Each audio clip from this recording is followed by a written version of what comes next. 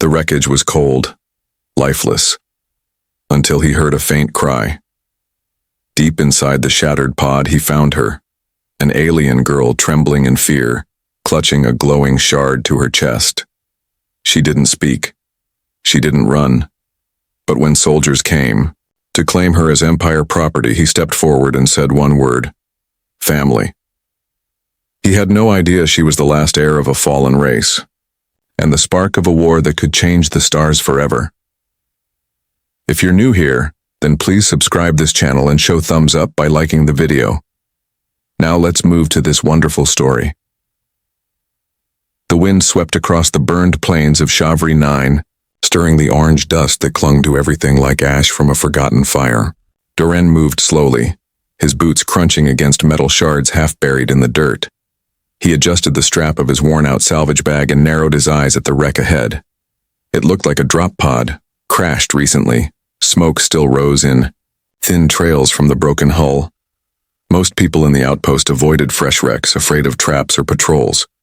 But Doran wasn't most people. He had learned that sometimes the best parts were found in the newest ruins. He circled the twisted frame, his eyes scanning for movement or signs of life. It was silent, except for the wind. He stepped through a torn panel and into the belly of the wreck.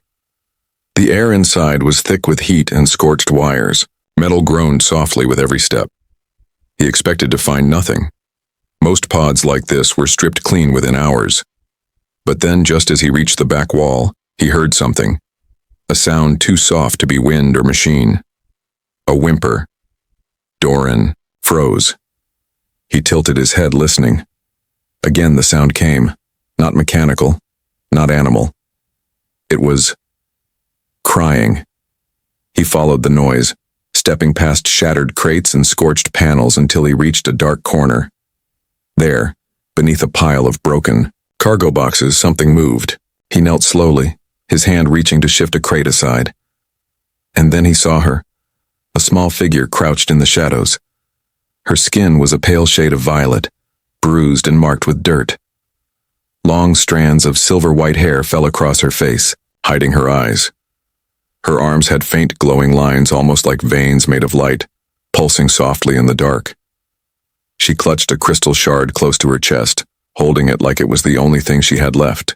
She didn't speak, didn't even flinch when she saw him. Doran raised both hands, keeping his voice low. "Hey, it's okay. I'm not here to hurt you." He took a slow step forward. She watched him but didn't move.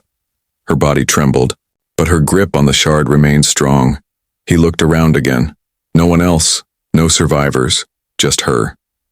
He crouched down. "You hurt?" Still nothing. He noticed how thin her arms were, how torn and ragged her clothing looked.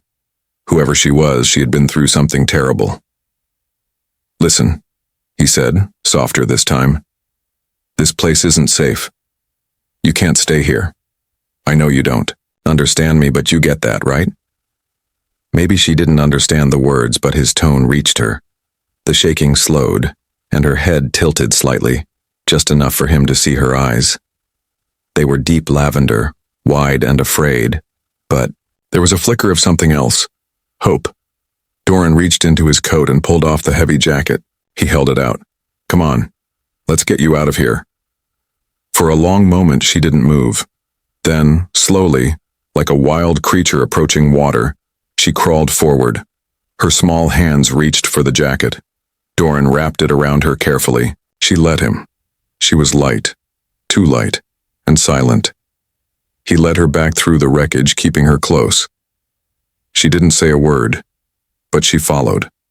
Outside, the sky had begun to darken with a storm rolling in from the east. Doran lifted her into the back seat of his crawler, and they started toward the colony gates. His heart thumped hard. He didn't know what he had just brought with him, but he knew he couldn't leave her there. Not like that. Not alone.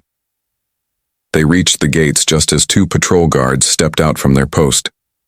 One of them, a tall man with a heavy rifle slung over his shoulder, narrowed his eyes. "You picked that up from the wreck?" he asked, pointing at the girl. Doran nodded. She was the only one alive. The other guard frowned. Protocol says no undocumented Xeno gets through. No ID, no clearance, no rights. We're supposed to send them to the off-world station. The girl shrank behind Doran, clutching his jacket tighter.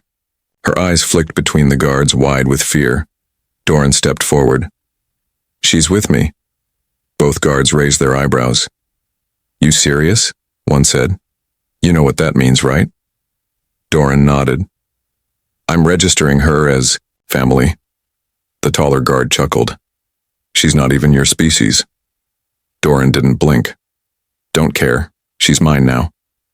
There was silence. The younger guard leaned closer. You sure about that? You do this, everything she does is on you. Trouble comes, it's your problem. Doran looked back at the girl. Her face was pale, her hands trembling, but there was something in her eyes now. Not just fear. Belief. He turned back to the guard. I'm sure. They let him pass. His home was a single cabin on the edge of the colony, patched together from scrap and dust. Attached to it was his workshop, filled with broken machines, tools, and half-built drones. The girl sat on an old couch, wrapped in his jacket. She didn't let go of the shard, not even once. Doran made food, but she didn't eat it. She just held it in her lap, watching the fire. He asked questions, her name, where she came from, if she had family, but she didn't answer. Still, he didn't push. He gave her space. Let her sleep. He kept the fire going and worked in the shop during the day. He left her water, food, blankets. She never left the cabin. Always silent. Always watching. A few days passed like this. One evening, just as the sun dipped below the cliffs and the sky turned deep red, Doran worked beneath a busted hover engine. He didn't hear her footsteps. They were too soft. But just as the engine slipped from its mount, he felt a force tug him backward, hard. The engine crashed down where he had just been. He coughed, trying to breathe. When he looked up, the girl stood above him. Her hand was outstretched, glowing faintly. Her breathing was fast, not with fear, but with worry. Doran sat up. You okay?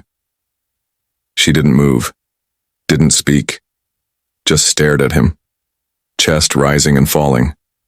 Then, for the first time, she whispered a word. So quiet he almost missed it. Rayla. He blinked. Your name? She nodded once. He smiled. Rayla. That's a good name. She sat down beside him. That night, she ate, just a little, but it was a start. And somewhere far above, a red light blinked faintly in the sky. Something had received the signal. Something was coming. The night sky over Chavry 9 was clear, filled with cold stars that didn't blink. Doran sat outside his workshop. Legs stretched, a cup of hot brew in his hands. The fire in front of him crackled gently. Beside him, on a soft old blanket, Rayla stared upward, her glowing eyes wide with quiet thought. Since the night she saved his life, she had changed a little. Not much. She still didn't speak often, but she no longer looked like she wanted to run. She still held onto the crystal shard, but she had started to watch him work, sometimes even handing him tools. He never asked too much. She gave what she could. They had fallen into a rhythm. In the mornings, Doran repaired drones or sorted scrap. In the evenings, they shared silence under the stars. She was a mystery, but Doran didn't need all the answers. Some things took time. That night, something was different.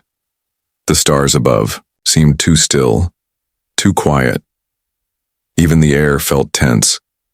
Doran didn't say anything at first.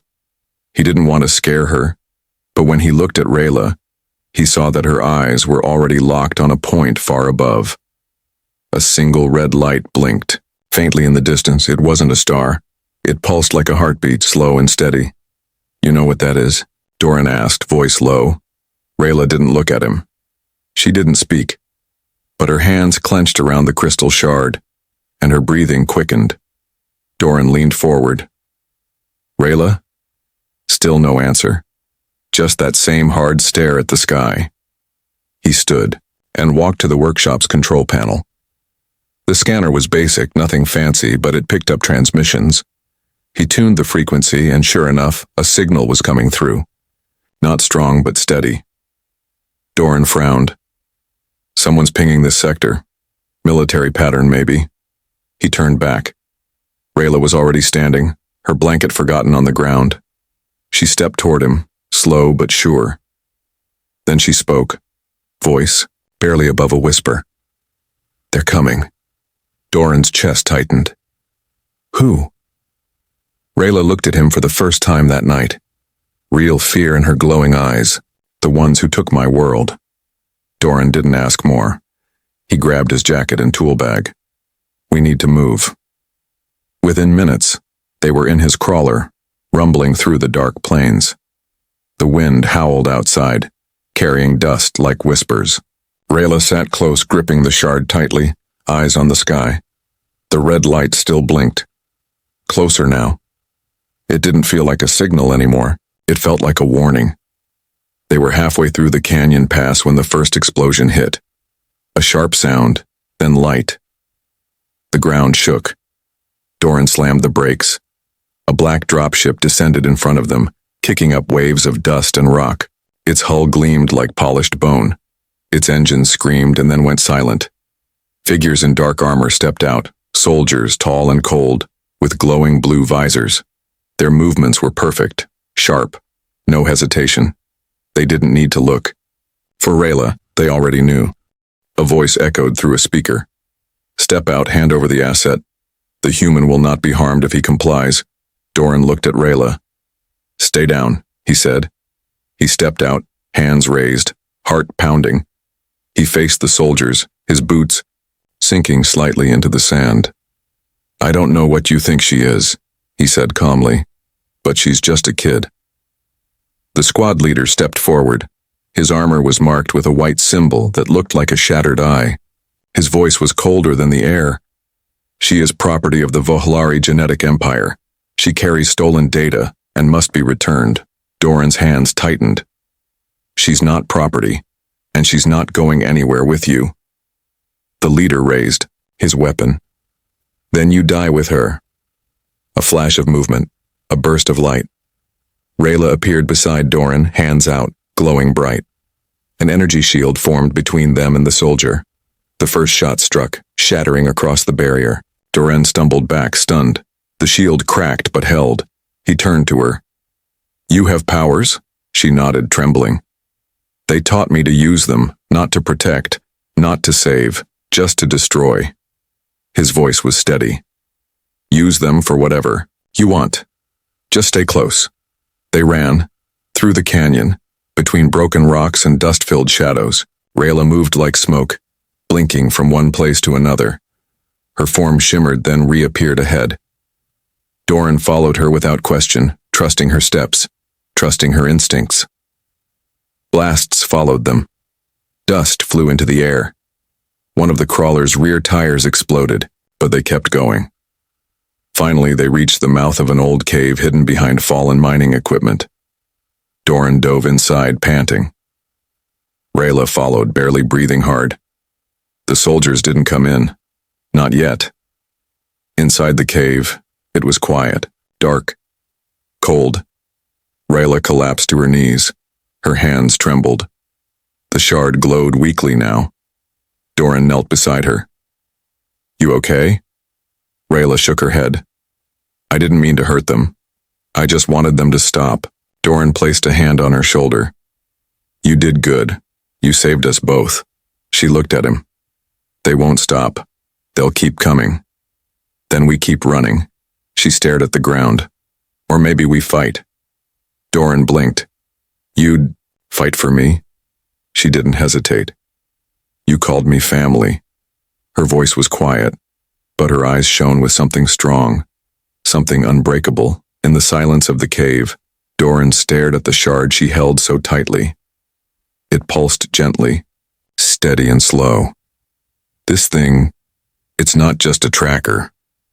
Rayla watched him carefully. Then she said, "My mother told me to protect it. Before the fire." "What's inside?"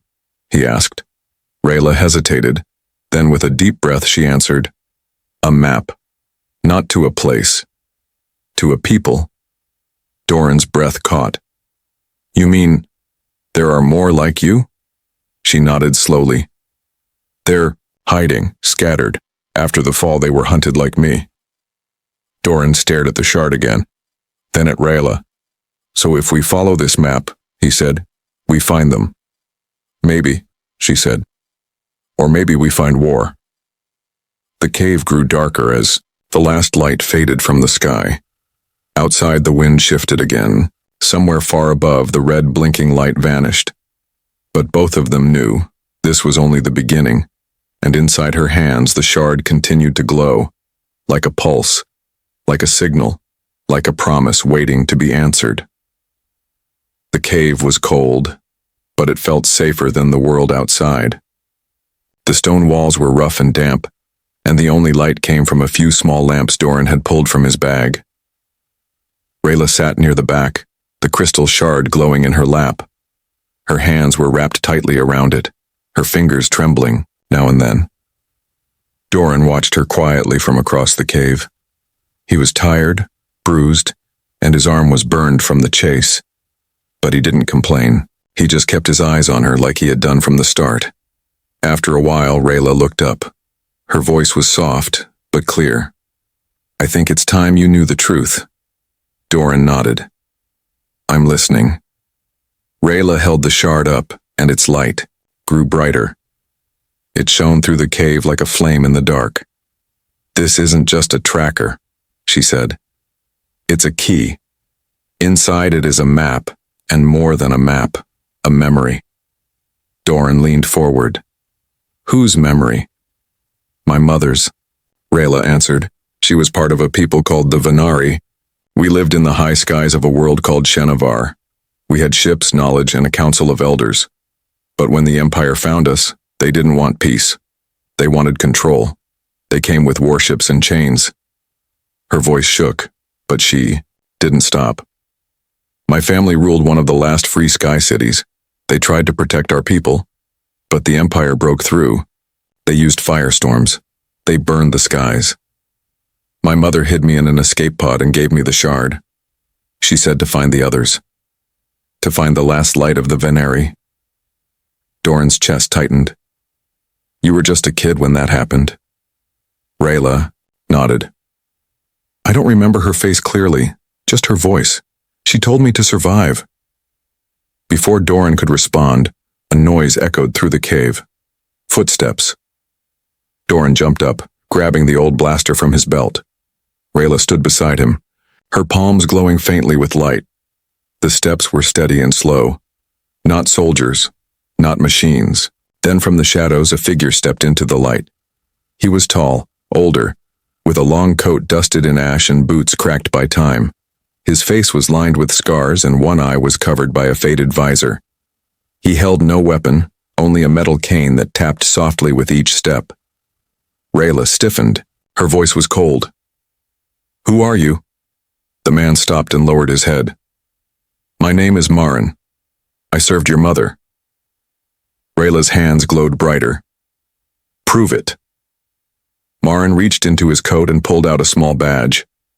It was shaped like a star split down the center, glowing faintly. This was her command mark. I was her blade. When the city fell, I failed her. But now the stars have brought you back. Doran kept his hand on his weapon. You alone? Marin nodded. For now. But we don't have much time. Others are searching for her. A warlord named Kelthar. He wants the shard. And he wants her. Bloodline. Rayla's voice was sharp. Why? Marin looked at her carefully. Because your blood carries more than memory. It carries the right to unite the Venari survivors.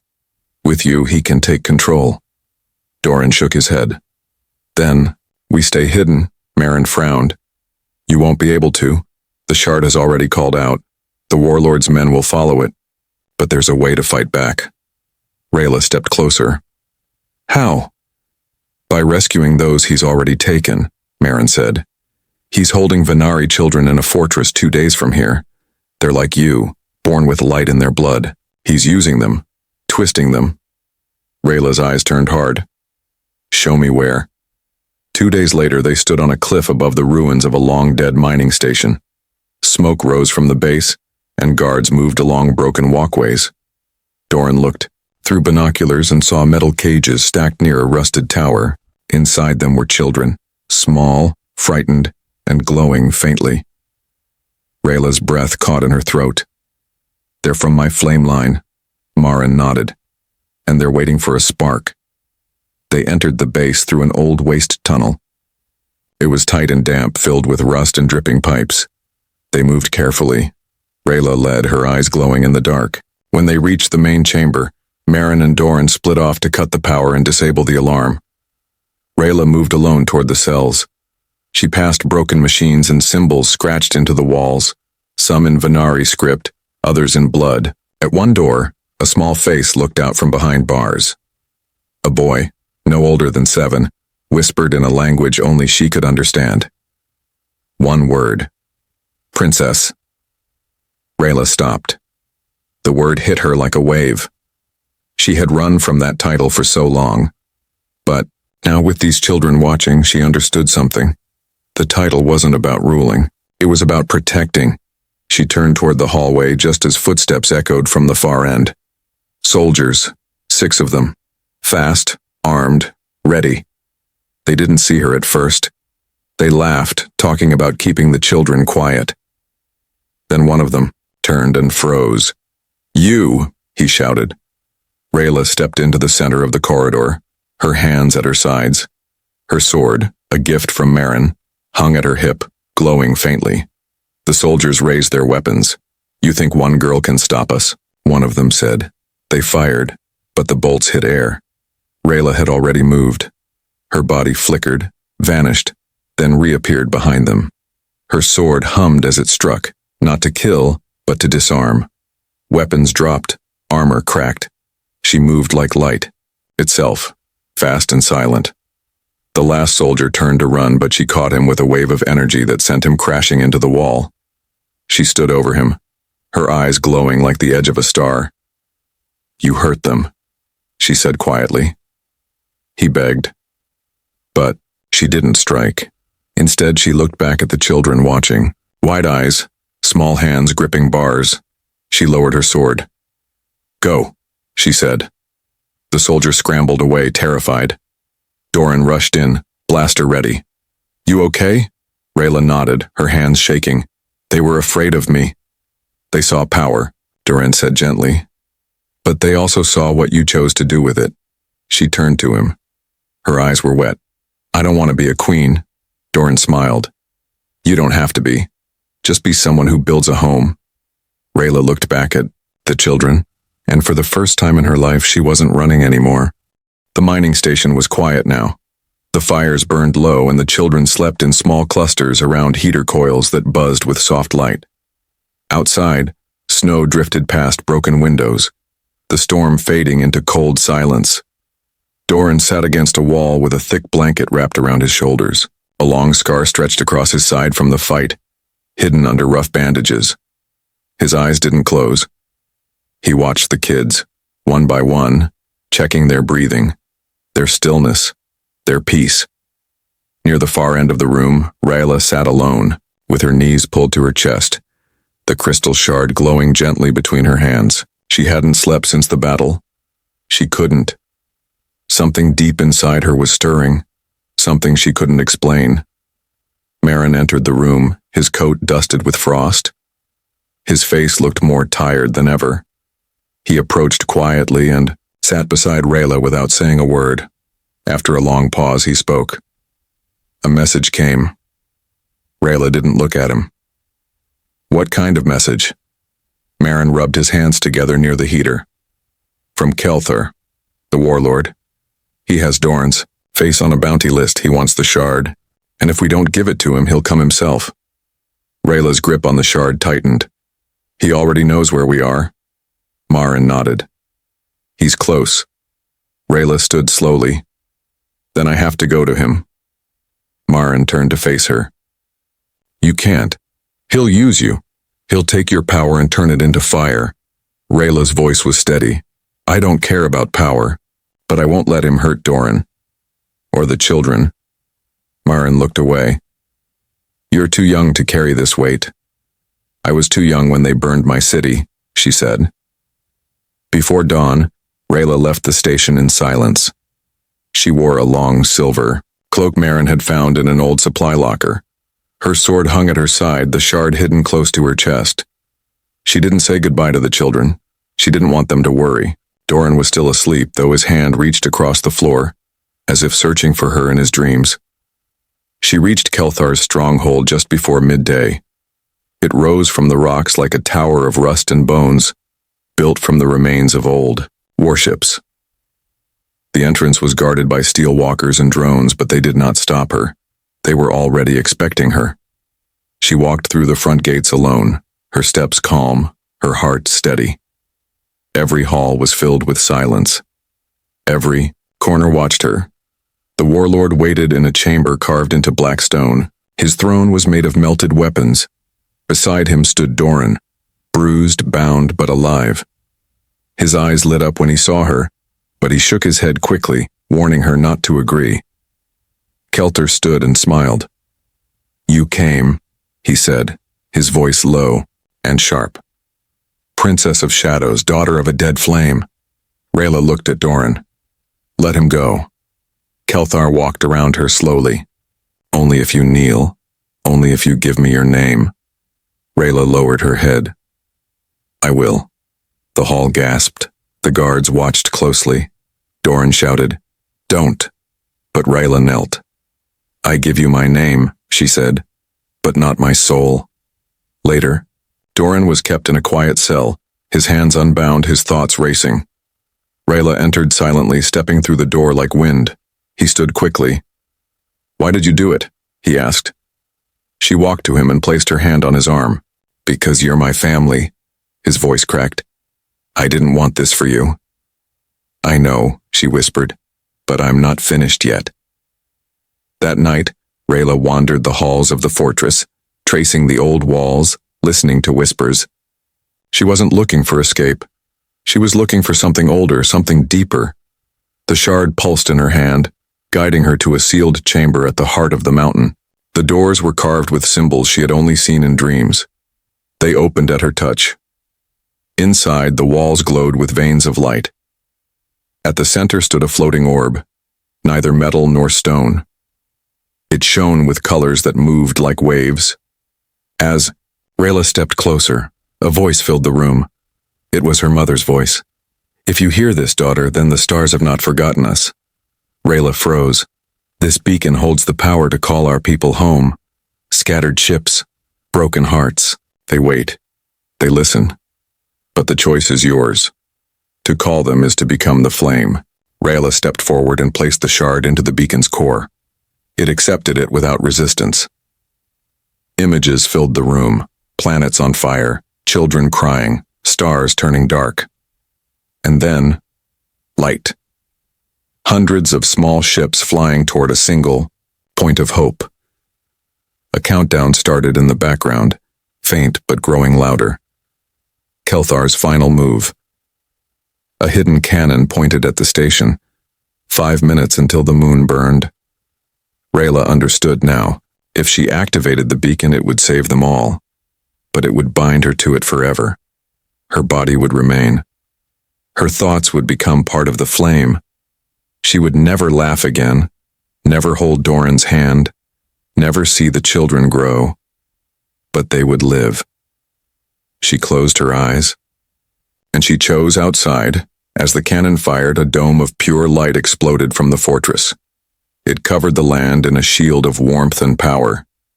The blast struck and vanished, scattered like ash in the wind. Inside the beacon chamber, Rayla stood tall, her markings glowing gold. The light filled her body, and then she was gone. Doran arrived seconds later. The chamber was quiet. The orb pulsed gently. He fell to his knees, calling her name, pounding on the wall. Through the shimmer, he saw her face one last time, smiling, calm, full of peace. You gave me everything, she mouthed. And then the chamber sealed. Months passed. The fortress became a sanctuary. The children were safe. They played in the halls Rayla once walked. Doran taught them to build, to dream, to forgive. And at the center of the home stood a soft, glowing light.